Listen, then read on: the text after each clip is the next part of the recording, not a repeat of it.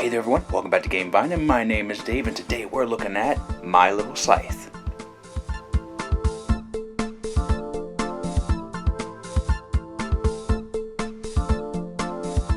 So as a disclaimer, this is a review copy from Stonemaier Games. Thank you so much for your ongoing support. Love reviewing your beautiful games. I mean, if anything, Stonemaier Games is always going to come out the gate with some spectacular production, and this one is no different. But I will tell you though, I actually never played Scythe. I know it's a crime against the whole board game community, but I haven't had the pleasure of actually having it in my presence, and when I did see it one time at a convention, I just didn't have the time to actually stop and play it, though I have seen a lot of playthroughs of Scythe, and it does intrigue me, so if I ever do get a chance to play it, you bet your bottom dollar I will. Knowing that, though, I'm just going into My Little Scythe with no kind of expectations, which means that this is just a kid's game for me. I'm not going to be comparing it to its big brother Scythe, but this is a combination that was made by a daughter and a dad, and it has some pretty interesting mechanisms in it. Not to say some spectacular miniatures. Let me show you, and then I'll tell you how to play. Let's go.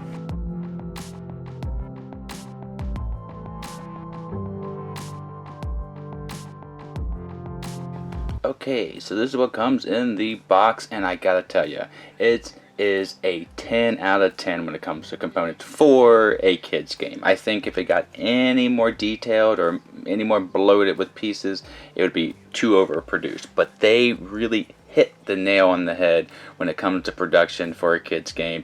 This is going to intrigue the kiddos and the adults alike with all these unique miniature teams. Each team has the same miniature, but each team is unique with their color bases. The detail on every one of these miniatures is spectacular. I like these guys the best, the blue team, though the green team, the boars are okay as well, and the few other ones like the eagles and such. And the dice here are really freaking nice too, painted, embroidered. This is for the apples and for the jewels. I think the only lackluster piece are the pawns, but even them, they're done so nicely. So they're done even nicely. So we'll go to the cards. The card stock is all linen finish. The cards straight to the point on those map cards, and then you have the pie cards that show the pie. So nothing crazy art on here, but you do have some various art on the mission cards, and that's cool. I appreciate that. Now these are basically cardboard tiles. These are going to be varying up the player boards that you get here for your moves and for your makes and such. Then you have these fantastic apples that are thick plastic bits. You have the jewels, which actually these are a little better than most of the jewels that come in everyday games. Of course, you had to put this together, the pie charts for the players, the boards. You even have yourself an achievement sheet so you can deck it out and do everything you can and log it away yourself. So those are the components. Also, you have cool inserts. Keep everything in line. Now that you know how it's made, let me show you how it's played. Alright, so this is the game setup for 3 players. You randomly set up the board here, give everybody their own spell/pie card. You have their own little board with their pawns and their 4 trophies, and then you're ready to go. You have a blue squad with their base right here, green squad, purple squad, all with their respective bases. Now the name of the game is to get all 4 of your trophies out onto the board up here, and there's 8 different ways that you can do that. Or get both of these cards on your player board here, get 3 spell cards, complete 2 of the quest cards, also gather 4 diamonds and take them to the castle, same with the 4 apples and take them to the castle. Or you can win one in a pie fight, and lastly be 8 on the pie chart. So again, getting 4 of those in any one game, that will win you outright.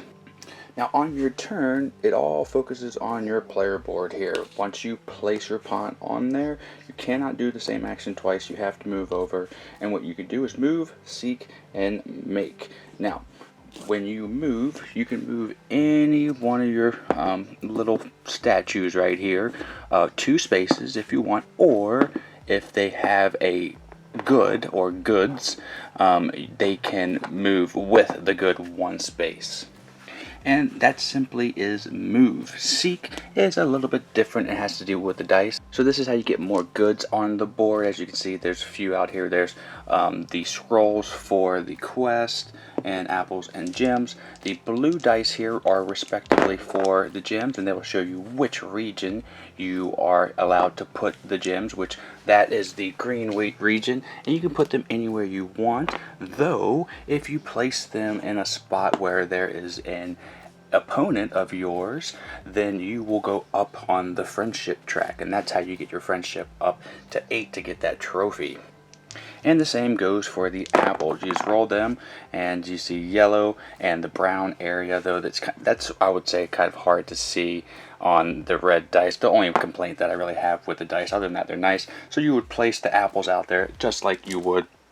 Now you can also place the apples out where you are, and that means you are 1 step closer to doing whatever you want, but you will not go up on the friendship track.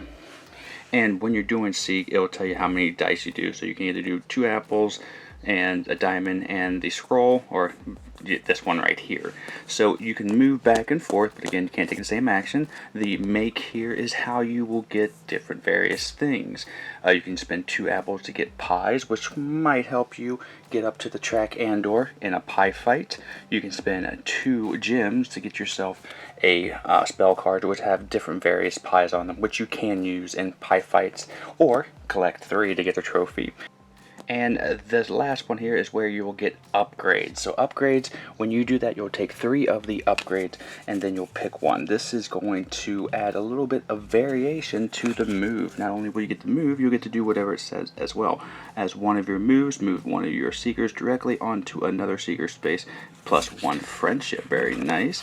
This one right here allows you to get 2 pies to start. Now again, you want to get 2 of these different upgrades for each one of your make and move, and so you can put a trophy up there where it says. Now the make is pretty cool too. Now other than having those variations, you can have any 2 of these to get pies, spells, upgrades, and it's just going to vary it up a little bit. And again, you draw 3 and pick 1, and once you get both those on there, gives you a trophy. Now the other thing that can happen is if somebody comes and walks in your space, they can pie fight. So you'll both take one of these pie gauges here. You'll spend the amount of pies that you have and or that you want, and you can also add 1 spell card here. You'll both do it secretly and then reveal and say, okay, I'm using this spell card. Whoever has the most pies wins the pie fight. Now that will get you a trophy, though it will go down on the friendship track, and whenever you're 2 or lower than these X, you can't get any trophies anywhere, so you don't want to be too mean. Speaking of which, the quest cards here, when you land on a quest, this spot right here, you can get a quest and have 3 different things. You can either complete it, pay 2 apples, gain 2 pies and a friendship. That will go towards your trophies for the quest. Or you can do something mean, eat and run, transfer 2 pies from any other player, lose 2 friendships. Ooh, yeah, so that's maybe something you can take, but again, you don't have to gauge that. Or you can just say no thanks, gain 1 pie for visiting, and just get rid of this quest. And there are just variations of those quests, just different things you can do, gaining apples and gems and just different things. And that's essentially it. Again, you're trying to get all 4 of your trophies to different various objectives up here. Once you do that, you are the winner. Now, what do I think of this game? Well, let me tell you. So that is my little Scythe. And what does this get? Okay, normally I don't grade kids games, but this one is an exception. It is getting an 85 for me in the Game Vine Played Award. Absolutely. I think this one hit it out of the park for a kids game. And my kiddo is 12, and explaining this game is a more wordy kind of explanation than what I would like it to be, but actually playing this game is where it shines. And she picked up with it right away, and she was going through the strategies of like trying to be friendly, but sneaking in a pie fight here and there in the first game. But then the next game, she was all about picking up the goods and trying to transport them to get trophies that way. That's where this game shines the best. Taking these complex mechanisms that we normally play as gamers in our everyday lives, but then introducing them to our kiddos. Now, I don't think this is going to be a great game for anyone that's, I think, lower than the age of maybe 8, pushing it, but 8 and up. This is a game that I love playing with my daughter, and now that she's played it, this is the one that she asks to play more often than not. She normally doesn't ask to play board games nowadays, so when she likes something, she likes it. So we've played this one quite a bit, and I gotta tell you, I get just as excited to play this game with her as she is. So if you are a gamer parent and you want to try to introduce these like pick up and deliver type things, or measuring when it's good to battle, and fluctuating scales that are a consequence of that battle, you can introduce this to your kid and see if they'll take to board gaming just like you. And nonetheless, the production is so much fun and so very charming and whimsical, and they have like little stories for each of the character teams, and even the colors if you wanted to paint them. But just the miniatures themselves are so fun just to like move and look at and really personify your characters in the game. And there are tons of different characters you can pick. They just really took care and wanted to make a kids game, at least in my opinion, that wasn't just going to appeal to kids, but the whole family. And they take an explanation of a game and the mechanisms and do something with it that is incredibly intuitive, that most kiddos are going to pick up on, and then the adults that play these type of games are going to feel like the nostalgic of playing the type of games that do pick up, deliver, and they still can work as hard as they can and strategize against the kiddos, because I do think each a person that's playing the game has a fair chance of winning, and you don't have to stick with the same strategy. So that adds to the replayability. I say I recommend this for any gamer household, and especially if your kids like more of the hobby games. This is going to most likely be one of their favorites as they grow up. And it's going to introduce a lot of people, even people who I think are not familiar with the board game industry here and how the hobby games are growing. You can play this with a whole group of adults, and still I think it would appeal to everybody at the table and they would have fun. So it's just a really great production, and it doesn't surprise me that Stonemaier made a great looking game, but it does kind of surprise me how great of a job they did with a kids game and still have such flavor. It's fantastic. So if you want to pick this game up, it's going to be in the description below. Thank you again, Stonemaier Games, for providing us with this review copy. Cannot wait to review more of your games. Hopefully I can get my hands on Scythe and get that review done. Now, until next time that I see you, Vi Nation, please click like and subscribe. I would appreciate that. But until the next time I see you, have a great rest of your day and a great time with all you play. My name is Dave. You heard it here on the GameFi. I'm out. Bye.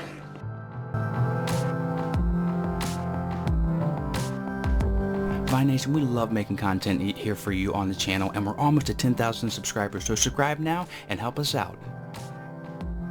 This video right here, I think you'll like. This video right here, YouTube thinks you'll like. Or you can just sit here and watch me dance the dinosaur for a little bit longer. You can visit us at our social media outlets, and we're going to be improving our Patreon here soon. That's all for today. Miko, it's time to go. Good girl, Miko.